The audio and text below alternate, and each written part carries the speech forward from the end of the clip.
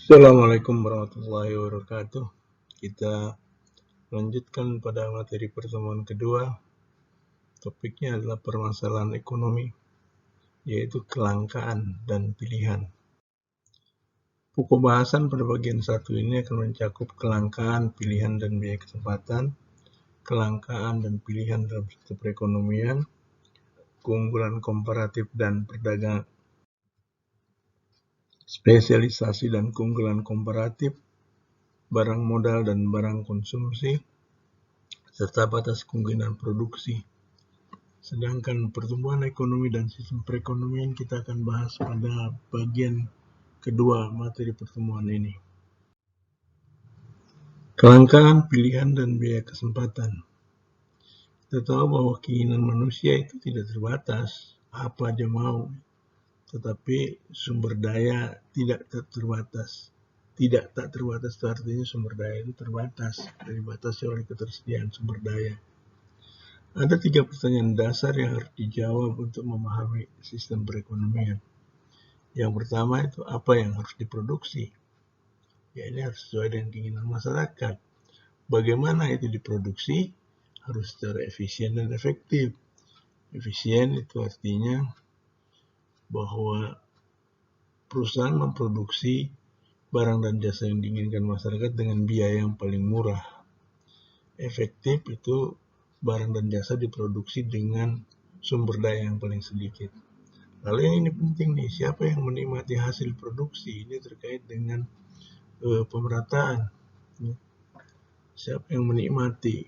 Kadang-kadang ada yang tidak memberikan kontribusi tapi menikmati, dan sebaliknya yang berkontribusi tidak menikmati. Ini kan jadi masalah di dalam ekonomi.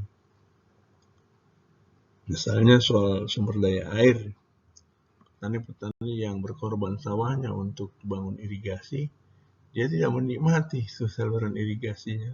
Irigasi dinikmati oleh mereka yang ada di hilirnya. Itu juga problem. Nah, ini gambarnya tadi pertanyaan what get produced, apa yang diproduksi, bagaimana itu diproduksi, itu terkait dengan teknologi, lalu siapa yang menikmati hasil produksi. Nah, itu yang terkait dengan equity, dengan keadilan, dengan pemerataan. Ini kalau kita lihat ada produser, perusahaan, ada rumah tangga, ada sumber daya. Ya, ada alokasi sumber daya dari sebelum diproduksi dan ada distribusi dari output ketika itu akan dikonsumsi. Setiap masyarakat mempunyai sistem atau mekanisme yang mengubah sumber daya masyarakat yang langka ke dalam barang dan jasa yang berguna. Ya.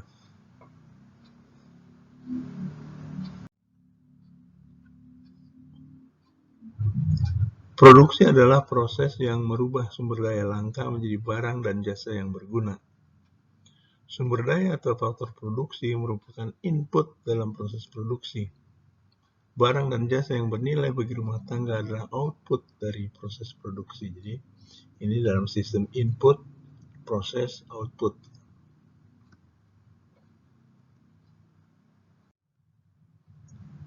Sumber daya dasar yang tersedia bagi sistem masyarakat adalah faktor produksi. Disebut faktor produksi. Lahan, tenaga kerja, modal itu faktor produksi.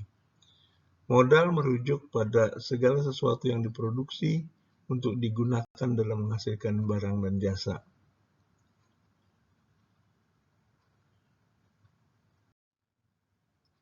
Hampir semua keputusan yang menjadi ciri perekonomian juga terdapat dalam perekonomian satu orang. Pilihan yang terkendala dan kelangkaan merupakan konsep dasar yang terdapat pada setiap masyarakat.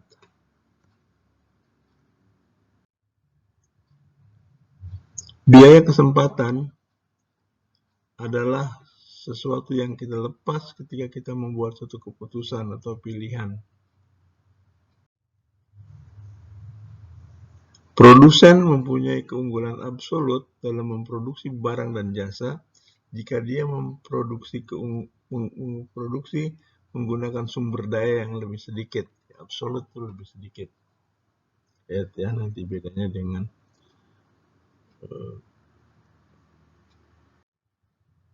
komparatif ya.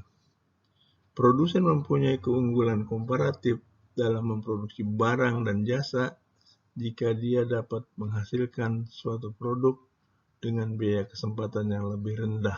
Jadi kalau komparatif itu biaya lah. Jadi kalau absolut tadi kan sumber daya, jumlah sumber daya, ini jumlah biaya.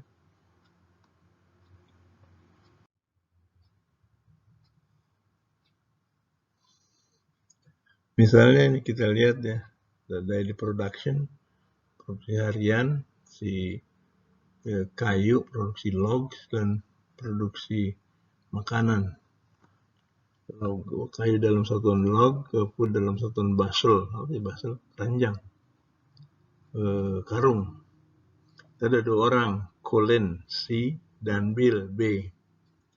Kita lihat sini C, Colin itu mempunyai keunggulan absolut dalam produksi kayu dan makanan karena dia dapat memproduksi lebih banyak kedua barang tersebut dengan menggunakan lebih sedikit sumber daya dibandingkan B. Ya. Colin itu menghasilkan kayu lebih banyak, menghasilkan makanan lebih banyak dibandingkan si Bill. Jadi itu terkait dengan keunggulan absolut si Colin. Karena di sini belum bicara soal biaya, jumlah. Dalam bahasa kayu, dalam terminologi kayu, Bill opportunity cost-nya itu 8 basel. Output 8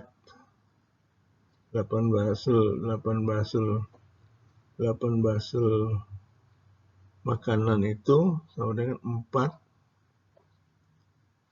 kayu, setara dengan 4 log kayu.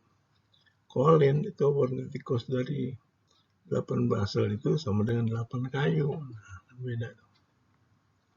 In term of food, Colin itu opportunity cost dari 10 log kayu itu sama dengan 10 basel makanan. Tapi bagi Bill, opportunity cost 10 log kayu itu sama dengan 20 basel dari makanan.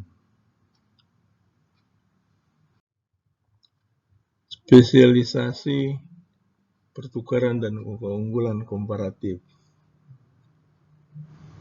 Menurut teori keunggulan bersaing, spesialisasi dan persaingan bebas akan menguntungkan semua pihak, bahkan produsen yang secara absolut lebih efisien.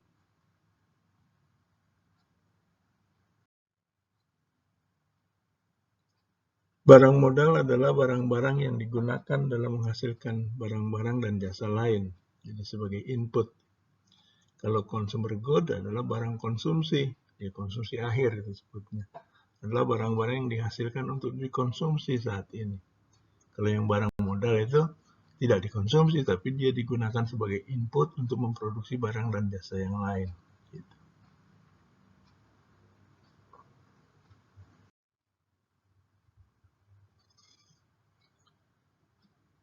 Investasi adalah proses penggunaan sumber daya untuk menghasilkan modal baru. Modal merupakan akumulasi dari investasi. Biaya kesempatan dari setiap investasi modal adalah konsumsi yang saat ini hilang. Jadi karena dia digunakan untuk investasi, dia tidak dikonsumsi. Itu kan juga orang melakukan investasi itu kan dia pasti mengorbankan konsumsinya saat ini.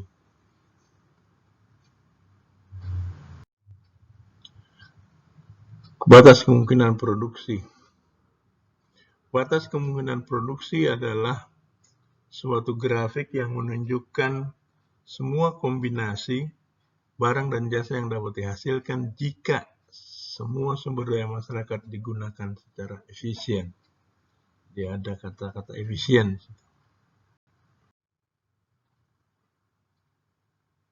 Kurva batas kemungkinan produksi mempunyai kemiringan yang negatif, menunjukkan adanya trade-off dalam memproduksi barang. apakah memproduksi barang modal atau memproduksi barang konsumsi itu selalu jadi pilihan. Karena kalau kita menggunakan barang untuk barang modal, berarti kita mengurangi konsumsi. Kita menambah barang konsumsi, berarti mengurangi barang modal. Itu dilemanya. Titik di mana kurva tidak efisien, itu adalah titik H. Jadi pada titik H, sumber daya boleh jadi menganggur atau digunakan secara tidak efisien.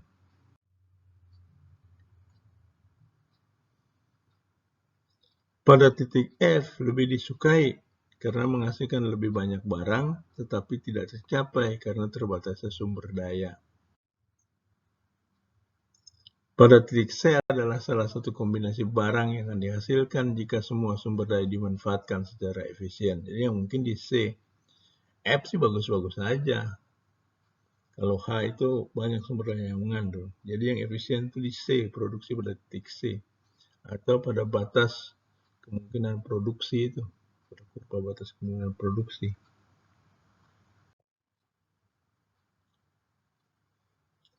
Nah, pergerakan sepanjang kurva menggambarkan konsep biaya kesempatan. Kalau kita ingin mencapai titik C, menambah barang modal dari 550 ke 800, kita harus mengorbankan barang konsumsi dari 1.300 menjadi 1.100. Itu dari gambaran gitu, dari perpindahan dari D ke C itu adanya menunjukkan konsep biaya kesempatan. Dari titik D, peningkatan produksi barang modal membutuhkan pengurangan jumlah barang konsumsi. The law increasing opportunity cost, jadi hukum peningkatan biaya kesempatan. Kemiringan kurva PPF disebut dengan MRT, Marginal Rate of Transformation.